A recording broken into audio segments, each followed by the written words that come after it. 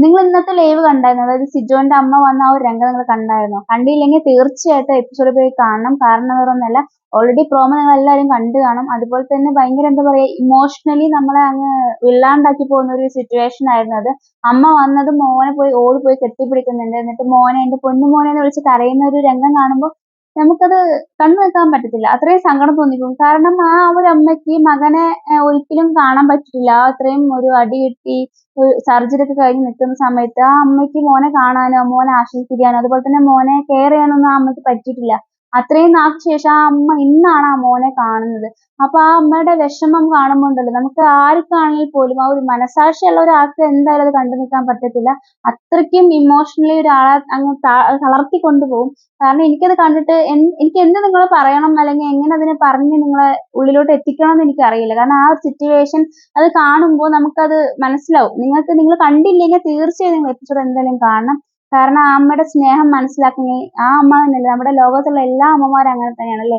നമ്മുടെ മക്കൾക്ക് എന്തെങ്കിലും പറ്റിക്കഴിഞ്ഞാൽ അല്ലെങ്കിൽ നമ്മൾക്ക് എന്തെങ്കിലും പറ്റിക്കഴിഞ്ഞാൽ ഏറ്റവും കൂടുതൽ അത് എഫക്ട് ചെയ്യുന്നത് നമ്മുടെ അമ്മമാർക്കായിരിക്കും. അപ്പൊ അവരായിരിക്കും കൂടുതൽ നമ്മളെ ടേക്ക് കെയർ ചെയ്യുന്നതും നമ്മുടെ എല്ലാ കാര്യവും നോക്കുന്ന അവരായിരിക്കും. അപ്പൊ ആ അമ്മയ്ക്ക് അതിന് പറ്റിയിട്ടില്ല. അത്രയും ഒരു സർജറി ആ മകന് ഉണ്ടായിട്ട് പോലും മകനെ ഒന്ന് അടുത്ത് നിർത്തി ആശ്വസിപ്പിക്കാനോ അല്ലെങ്കിൽ മകനെ ഒന്ന് കെട്ടിപ്പിടിക്കാനോ ഒന്നിനും ആ അമ്മയ്ക്ക് പറ്റിയിട്ടില്ല. അപ്പൊ അതിന്റെ ആ വിഷമം സങ്കടം എല്ലാം ആണ് ആ അമ്മ മോനെ കണ്ടപ്പോഴത്തേക്കും അങ്ങ് കെട്ടിപ്പിടിച്ച് വാരി കൊണ്ട് എന്റെ പൊന്നു മോനെ എന്ന് പറഞ്ഞ് എനിക്കെന്താ പറയേണ്ടതെന്നറിയില്ല. കാരണം എനിക്കത് പറയുമ്പോഴും എനിക്കങ്ങ് സങ്കടം വരികയാണ്. കാരണം എനിക്കത് എനിക്ക് ആ ഒരു ഭാഗം കാണാൻ തന്നെ പറ്റിയില്ല. എനിക്ക് അത്രയും ഞാൻ ഇമോഷണലി എന്താ പറയാ, ഞാൻ അത്രയും സങ്കടായിപ്പോയി. എന്ത് നിങ്ങള് പറഞ്ഞ് അത് നിങ്ങളിലേക്ക് എത്തിക്കണമെന്നും എനിക്കറിയുന്നില്ല.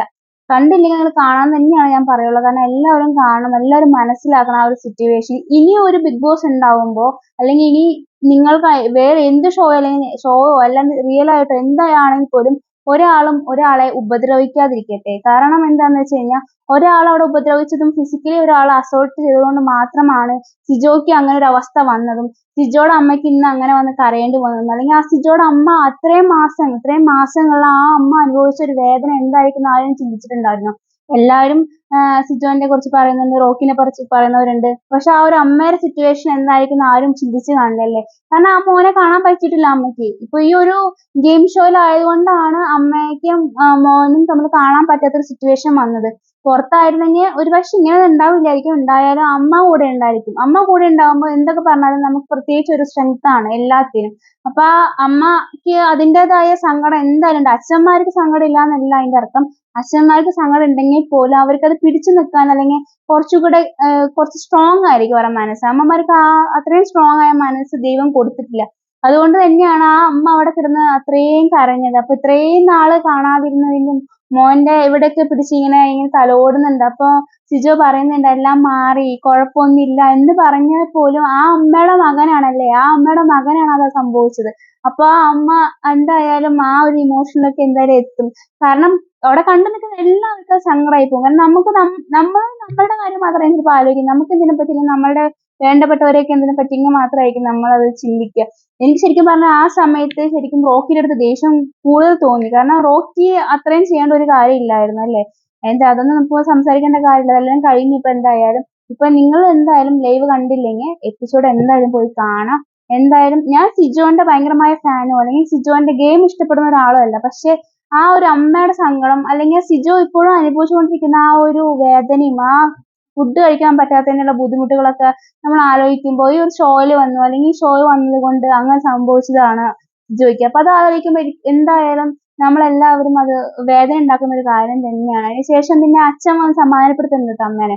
നീ വിഷമിക്കണ്ട, എന്തായാലും ഇവരെല്ലാരും ഹാപ്പി ആയിട്ട് ഇരിക്കുകയാണ്, നീ ഇനി കരയണ്ട. എന്തായാലും നമുക്ക് പിന്നെ ഇതെന്തായാലും മാറിയല്ലോ, ഇനിയിപ്പോ അത് കുറച്ച് പറഞ്ഞ് സങ്കടപ്പെടേണ്ടാന്ന് പറഞ്ഞ് അമ്മേനെ സമാധാനിപ്പിച്ച് അകത്തോട്ട് കൊണ്ടുപോകുന്നുണ്ട്. പിന്നെ ആ മകനെ ഒന്ന് കെട്ടിപ്പിടിച്ച് കരഞ്ഞപ്പോ തന്നെ അമ്മ പിന്നെ കുറച്ച് ഓക്കെ ആയി. മോനെ കണ്ടല്ലോ, അപ്പൊ പിന്നെ ഓക്കെ ആയി.